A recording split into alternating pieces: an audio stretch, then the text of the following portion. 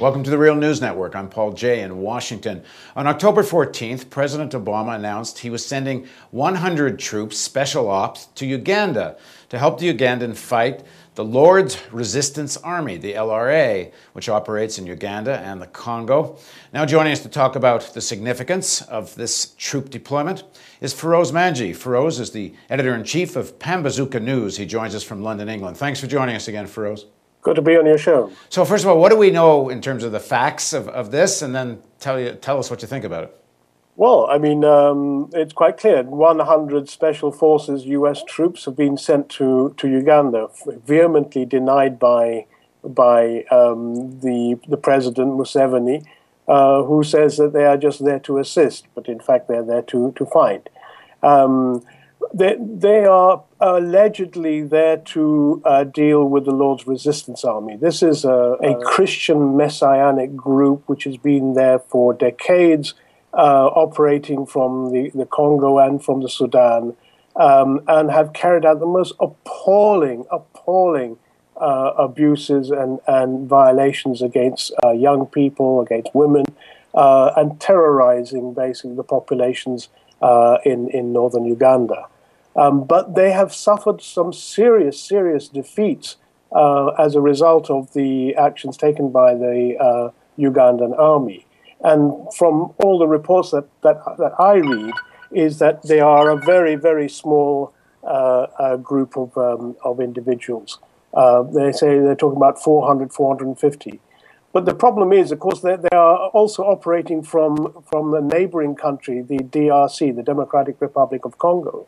And there are many militia who operate there, and rather like sort of gangs of thugs who are after bits and pieces of minerals, the rich minerals that are available in the Congo. And of course, your viewers may not know that that Uganda has been deeply embroiled, as has Rwanda, another neighbor of the Congo, in invading that country and seizing access to some the rich mineral resources of that country. But I think we ought to also recognize that Uganda has just recently announced the striking of some very substantial oil resources in the northern part of Uganda, and to me it's difficult not to think that the sending of these U.S. Special Forces has not got something to do with that. So in the last few days, I just happened to be in New York, and I was talking to some people from the Congo, and they're suggesting that the LRA, this Lord's Resistance Army, and some of these other kinds of groups, they maybe could have been suppressed a long time ago if there'd been a concerted effort on behalf of the Congolese government or the Ugandan government.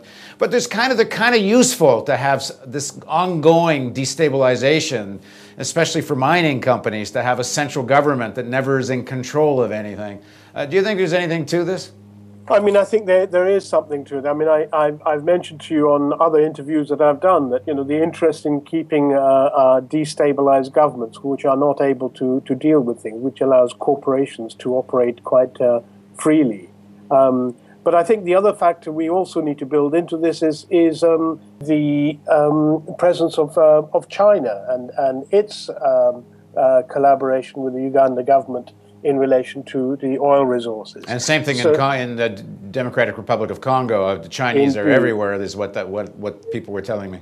Indeed, as are the Americans, but nobody really talks about them. So talk a bit about the U.S.-Chinese contention in Congo, Uganda. How significant is it?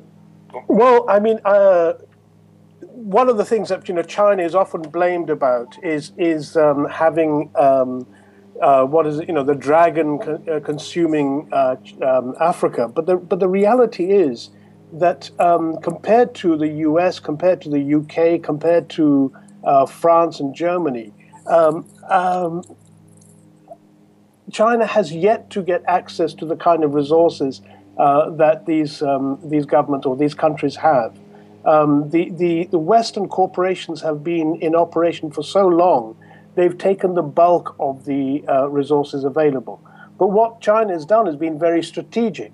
Where, for example, the IMF refused to give loans to the DRC for infrastructure building and for their investments in oil, they turned to China. And China said, sure, we will happily help. And China's intervention in natural resources, in oil and so on, has always been where it can get a strategic advantage because the West is causing a trouble. Sudan is a very good example where the U.S. administration asked Exxon and other U.S. oil companies to not to be involved in Sudan. And so the Sudanese turned to the Chinese, and Chinese said, fine, we need oil, let's go there. So I think, there is a real threat. There's a real threat also because the U.S. government has been in the forefront of trying to impose a limit on and stopping infrastructural development in Africa.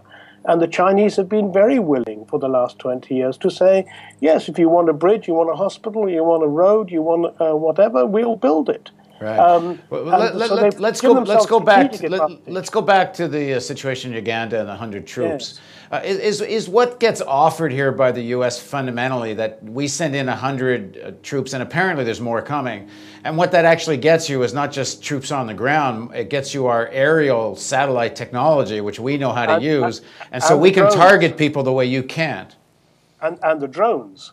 Which has now become a major feature of U.S. intervention in Africa. But I also think it's a part of an attempt to acclimatize people to the presence of U.S. troops. I go back to my argument that, AFRICOM is seeking to insert itself very substantially in Africa. And I think this is only part of the process over a longer term to get people used to having U.S. troops on the ground. I mean, I wonder what the American population would feel if they had Kenyan troops on the ground. If we invaded the U.S. because we didn't approve of particular policies or occupied some of your oil reserves in Texas and so on. I mean, there is a similar reaction in Africa against that. And I think that pushing in this way is going to have long-term repercussions. And again, it looks like a humanitarian intervention because we're here to help you pick up all these psychopaths running around in the jungle. Absolutely. But we get to stay after we're there, I suppose. And of course, that provides the excuse for the international NGOs to then support that kind of intervention.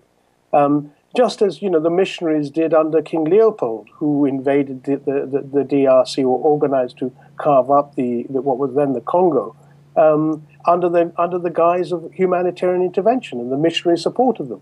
Well, the modern-day missionaries, which are the international NGOs, are also now supporting these kind of interventions. And it's not surprising that many of the well-known organizations have asked AFRICOM to help provide security support for their so-called humanitarian interventions. Right. Thanks for joining us, Firoze. Thank you for having me on your show. And thank you for joining us on the Real News Network.